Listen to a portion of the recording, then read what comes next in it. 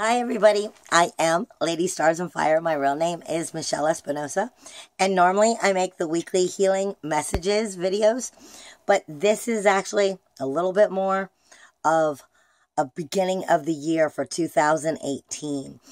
I'm giving you the information that I'm being given about the preparation, and as we're coming into the year, I would say this would probably be the first half of the year, some of the energies and the guidance that I'm being given from Spirit, along with a little bit of information that I've got on runes that are coming forward, as well as some astrology to help you understand that information, that energy that's coming at you as we begin 2018. Now, first off, I want to say very simple. You all hear me talk about, do you got lightning all the time?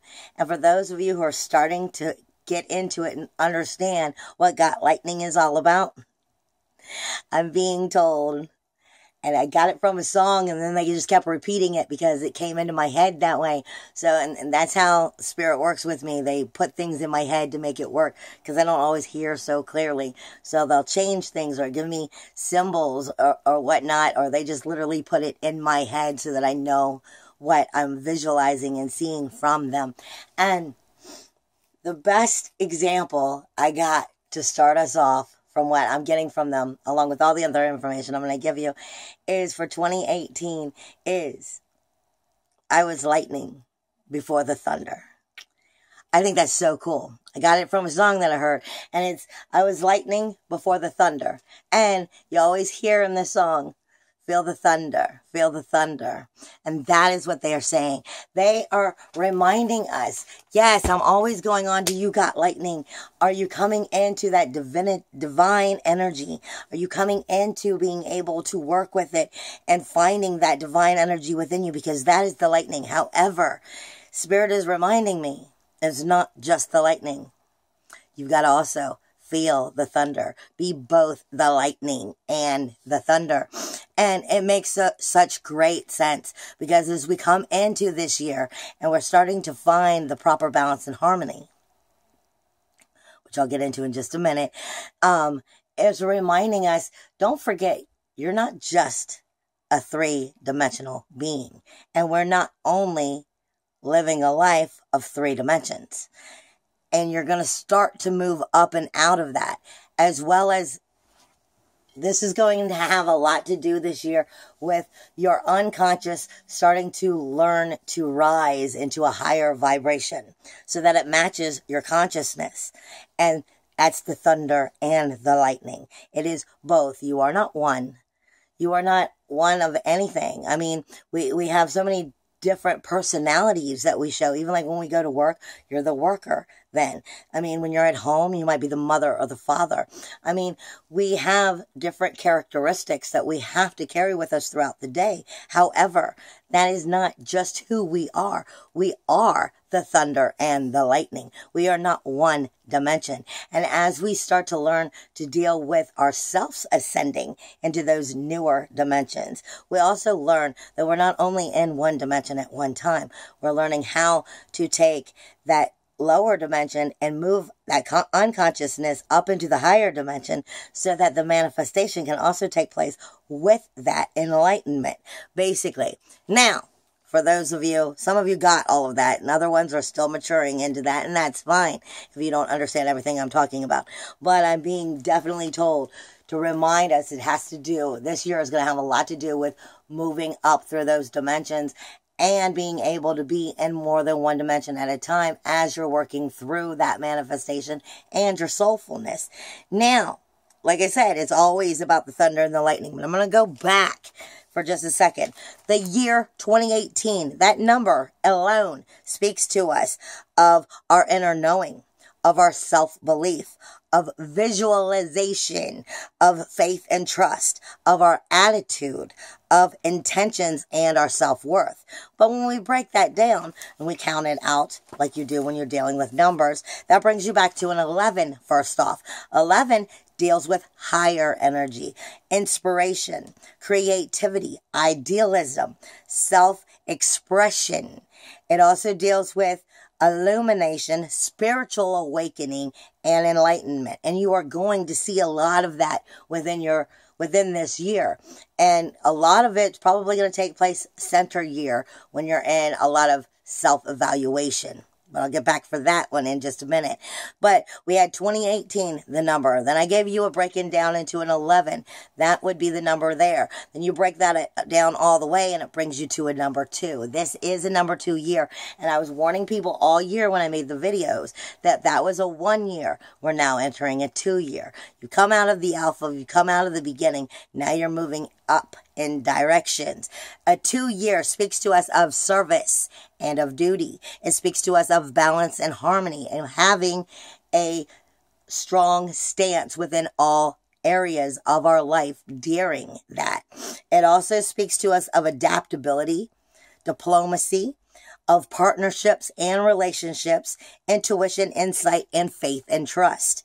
But I am being reminded by Spirit under no means. Even though you know this year comes all the way down to break down to a 2 year, which has to do with bringing things into harmony and balance.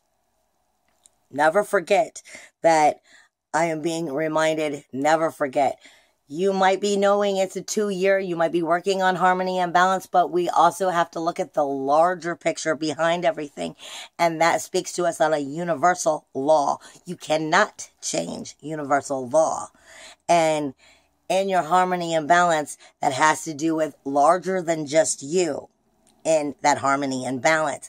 Within your own life, yes, you're dealing with that. However, you've also got to remember, in order to come into the number 2 of proper service and duty, proper balance and harmony, proper diplomacy, partnership, relationship, insight, intuition, in order to start to come into a balanced way, you yourself have to get balanced.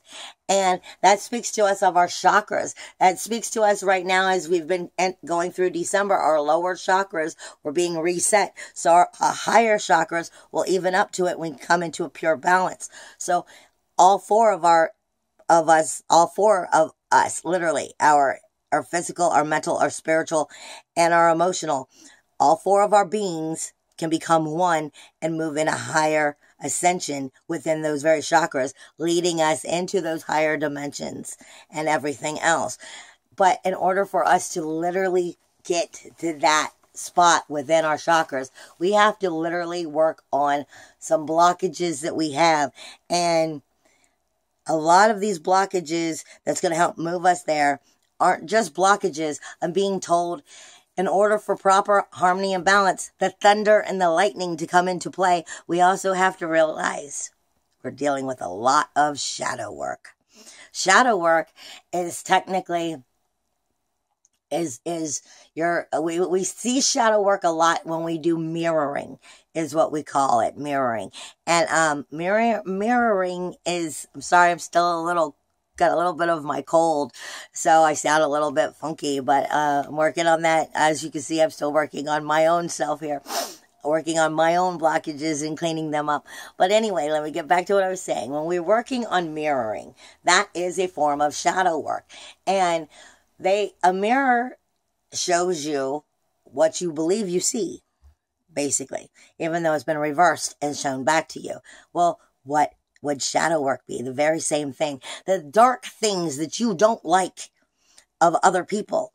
Typically, the reason they irritate you so much or that you don't like them is because it's a mirror of the things you don't like about you. So it's about coming out of denial about some of these things we don't like to deal with about ourselves. We don't like to admit. We don't like to have to not even, we don't want to accept that that's part of who and what we are or have been. And that's why it's shadow. It's the darker side of self. But we notice it a lot when we're dealing with other people. In the mirror, we start to see things out of the world that we don't like. And the reason it's brought to our attention is because it's parts of ourselves that we don't like. The universe is funny that way. When you start to realize the universe itself is alive, the planet is alive, everything is alive, you start to realize it's not even that you have totems. and guides, but the universe itself is a totem. The universe itself, the earth itself, is a guide, and it's trying to give you guidance and help you move forward.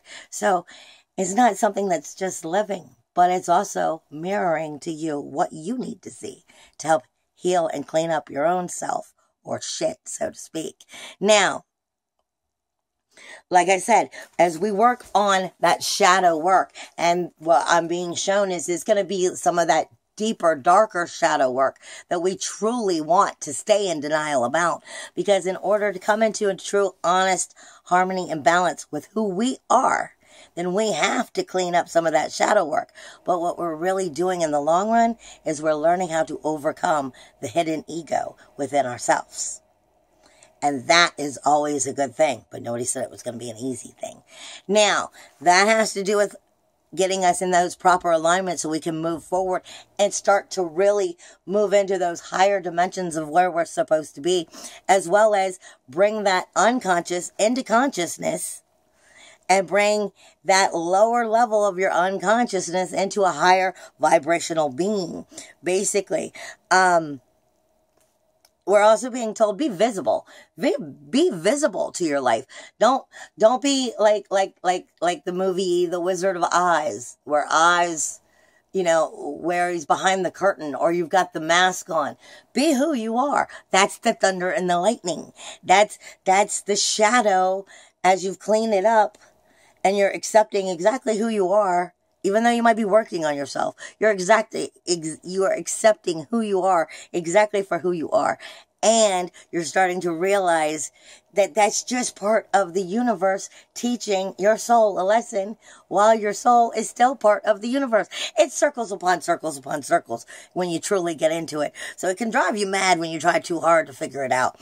But it's a great thing. But I am being reminded, in order for you to truly find the success and the goals that you're working for, light workers, this is why I'm giving you all of this information, because you're going to work harder this year. You're going to work harder than you've ever probably worked this year on that light worker duty, because this year is a 2-year, which is about service and duty. And in order for you to do that, it's about stepping up to the plate, putting on your big girl panties, take the skirt off, put the jeans on, do the hard work, basically, and lead through example. And in order for you to lead through example, you also have to work on that shadow work that you are in denial to yourself about. So, it has to bring us there. But I'm being reminded as well, when we work on our manifestation, because I'm being shown pie, and when we work on our manifestation, we say it all the time, we work on how we're going to manifest positively, But we have to remember the conscious is only an extension of the consciousness, which means that unconsciousness is there, which can mess up your conscious manifestation until you make that unconsciousness become a higher vibrational consciousness. Basically, step up to the vibrational plate is what we're being told. And in order for us to do that, we have to work on ourselves so that we can lead through example by showing others how to do so. However, we are being reminded, some manifestations happen like this, but the ones you're really working for are a lot slower. And the reason for that is that's where you care. That's where your questions come in. That's where the denial comes in. That's where the unconsciousness and the ego fights you and slows down the ones you don't care about. The consciousness versus the unconsciousness. Do you get what I'm saying? And we're being told, remember, you're working harder because you're bringing it into that success. But in order for us to really get it to that success of everything you dream, you wish, you goal for in the physical world, you also have to overcome that ego, that lower level of unconsciousness. And that is why we're working at moving it into a higher vibrational being. You've got to bring that lower vibrations up from your unconsciousness. This has to do with how manifestation works and why some things come so fast and some things go slow. You've got to learn to get that ego and that unconscious thinking of doubt and questioning and worry out of your head, because that's what's slowing it down. And I was reminded of it because I've had so many things happen so good lately for me. Even though I've been sick, I've had so many good things happen and come in just like this lately. And then I basically had my guides go, see, you see, sometimes you have to work hard for a long time before you get it. But this is because of that lower consciousness that you still have within you. You've got to raise your vibrations, and you can never stop raising your vibrations. But we're reminded that even though we may not get it as quickly as we want, we're working to that success of moving into that higher dimensions, higher soulfulness within ourselves, which will bring us there. But never give up, because sometimes you have to work hard in order to be able to fully lead through example and start to be able to get to that versus... Do you get what I'm saying? Okay, now I am going to give you a little bit of information about what I'm given, what I see in astrology, and then I also have the runes for you. Juno, I just let everybody know, Juno is what is considered sacrifice. It's the marriage. It is the commitment. And it just moved into Aquarius, which is our 11th house universally, which deals with our dreams, our goals, our hopes, our wishes, as well as our friends and that outward part of our life before we enter that 12th house. And that is moving into Aquarius, which is the fireworks. That's where the pounce is. Like I said, that energy of feeling like the cat getting ready to pounce, jumping out of the bag, that fireworks is taking off. This energy is going to stay here until about February. And this gives us many things to start to set those new, to step out of where our uncomfortable zone, because that Aquarius energy is just kind of like kicking it through the door and pushing you to go in that direction and bring that higher positive energy of I'm brave enough to do this. I can set this new foundation. I can move forward. I can make these new friends. I can start these new goals. And I'm ready to go, go, go, go, go. Because that's the Aquarius energy behind Juno right now. And it's going to be there until mid-February, pushing us along. Now, you also have Uranus is going to be moving into Taurus. Now, I've been saying it for like a year, it seems like. Uranus is in retrograde right now, but it's about to come out of retrograde very soon. And then it will still be in Aries until when? Until May. That's the 5th month, okay? So you have until May, basically, is what I've been saying for like the last year. Uranus will be moving out of Aries and into Taurus in May. And once it leaves Aries and goes into Taurus, it's now in the universal 2nd house, which also brings it into, our self-worth, our self-value, our self-possessions, as well as money. And this will start to make it mature independently for us. But before you're going to get to that point what is it, May? In May again, you're going to get those last lessons of what Uranus can teach you about your independence, your individuality, your freedom, all of your core energies, because it's in Aries, your uniqueness, your inventiveness. It's trying to give you major messages right now before it enters Taurus, because once it enters Taurus, it's not going to be back to Aries for at least 65 to 75 years. Most of you are not going to be alive again to get these messages it's teaching you. It is teaching you how to truly stand in your power, stand on who you are, stand in your belief, your self-worth, your self-worth, your belief, your value, and independently take charge of your life. And if you're not getting these lessons learned right now before May, then there's a chance you're not going to learn them. And because when it moves into Taurus, it's going to start taking a whole new direction, because it'll be in that universal 2nd house. And Taurus loves luxury. Yes, but Taurus also loves to relax.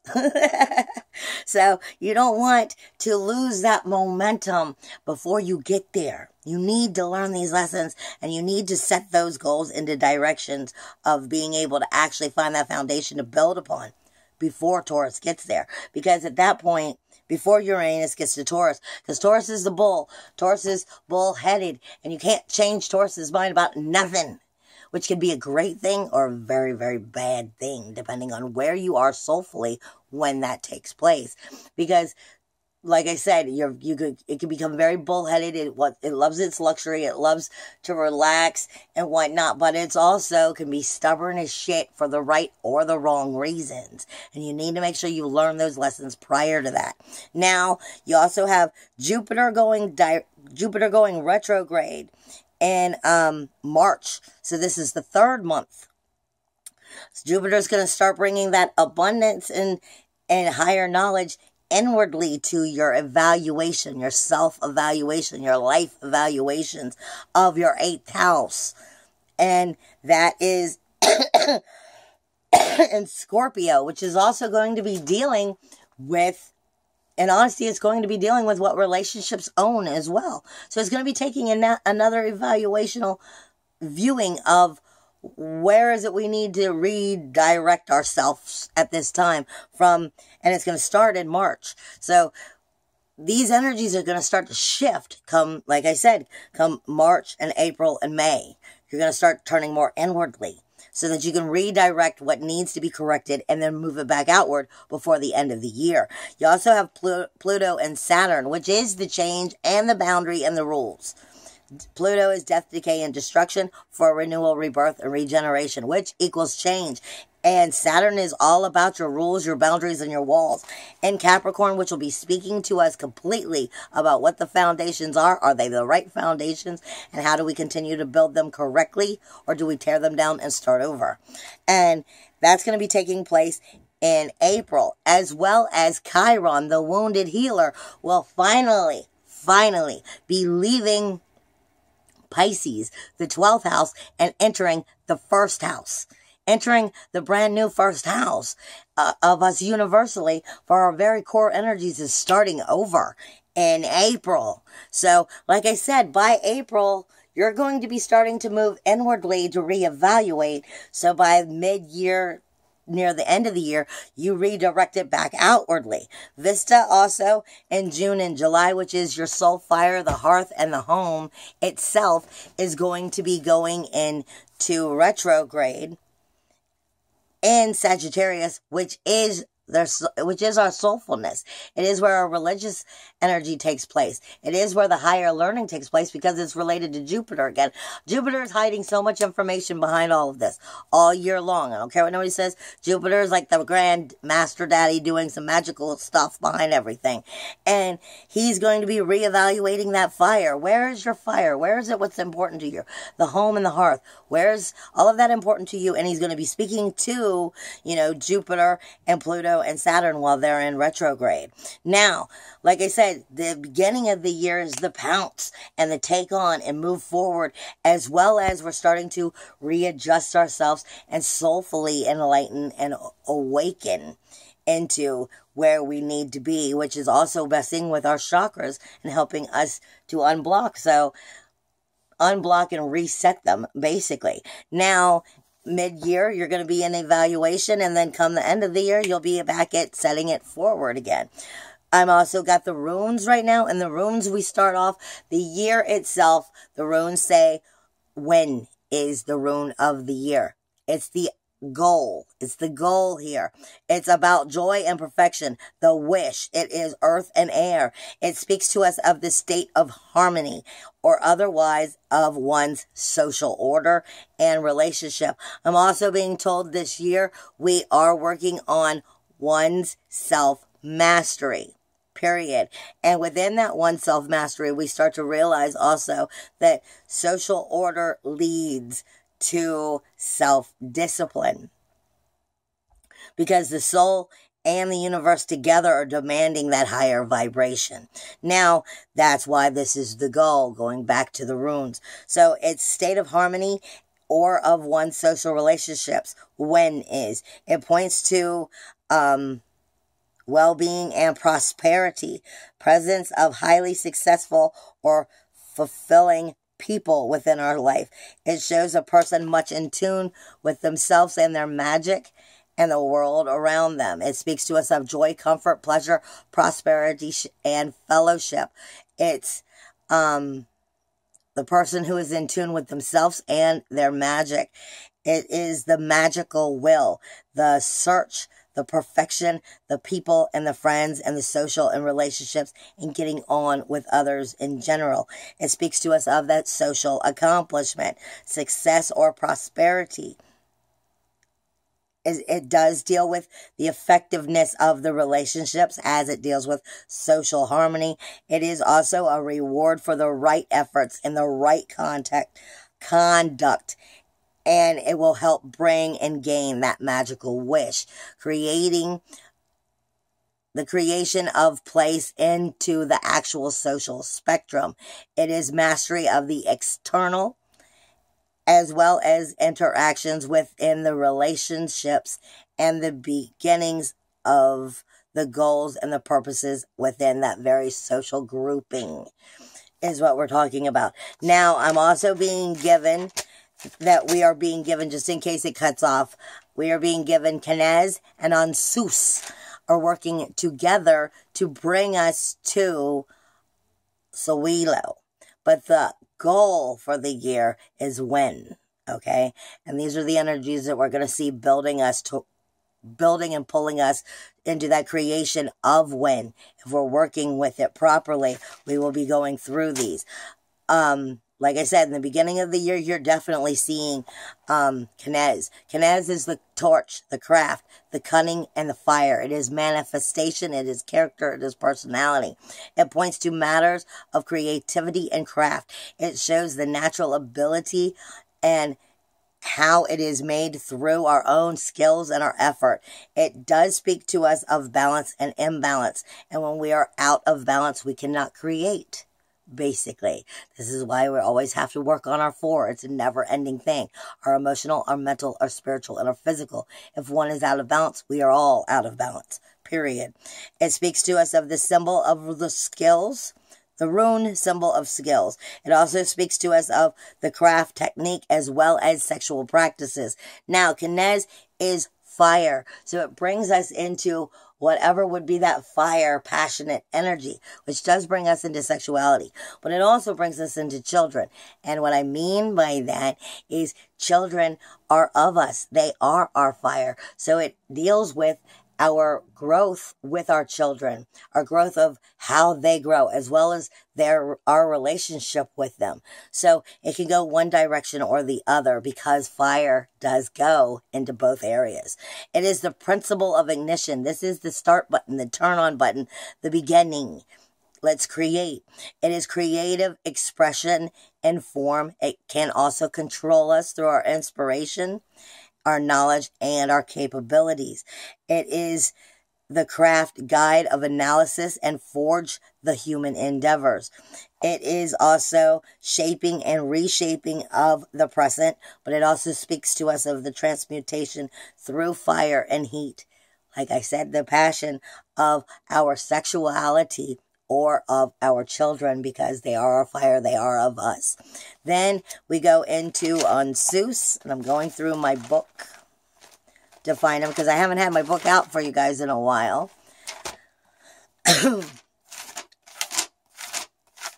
And I'm just waiting to see if the book decides to speak up and tell me anything else, basically. Ansus is the mouth. It is Odin, and it is air.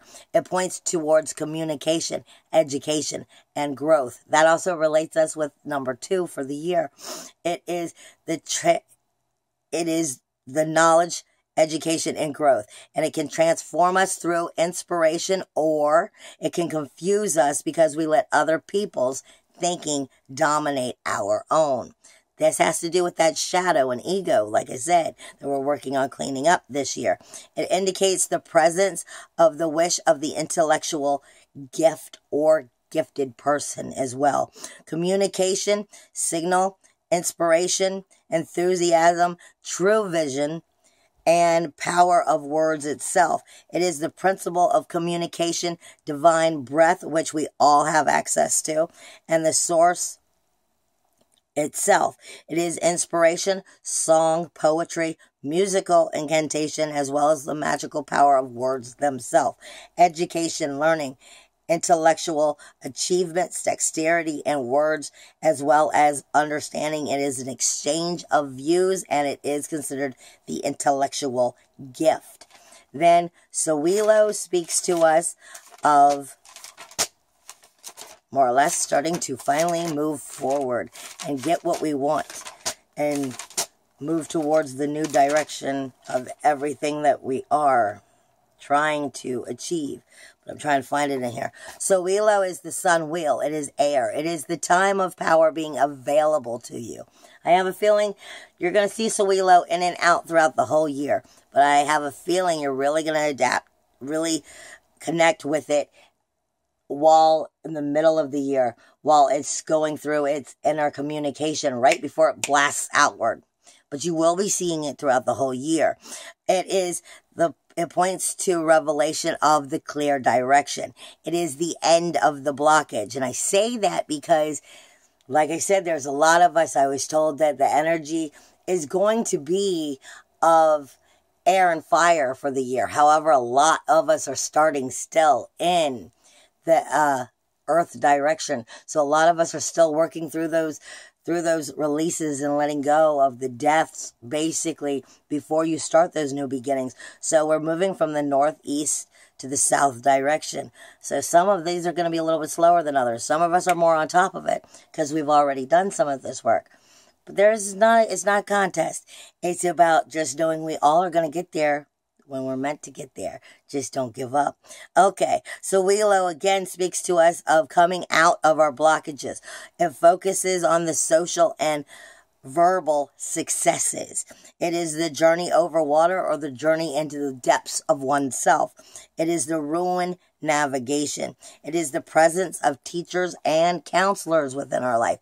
It is guidance, setting goals, pursuing the path, the spiritual navigation, the beacon itself, the sun and the light as the sun. Light of the sun as the beacon, loss of the illusion, loss of the ice, sense of our self-worth, positive course of action, end stasis, and starting to move forward. It is hope, success, achievement, honor, education, and of course it speaks to us of good fortune. This year is going to be a very good year. The only thing is if you've got too much shadow work and too much denial that you're not overcoming, that you're not being honest with yourself about, the shadow's going to be harder on you and it's going to make it more difficult on you. That's where it will slow down your success. If you're honest with yourself and you're doing the hard work, like you said, sometimes it's all about just pulling up your big girl panties and sucking it up because you've got to lead through example. That's what being a light worker is about. I love you.